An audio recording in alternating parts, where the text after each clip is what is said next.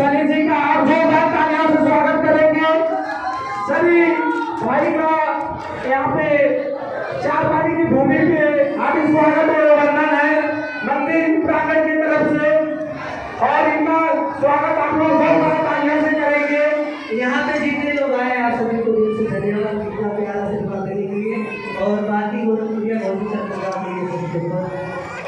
क्या बोलती कौनपुरी, यहाँ पे सभी क्रिएटर हो।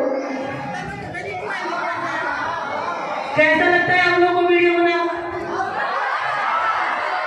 अच्छा। और मुझे जहाँ तक लग रहा है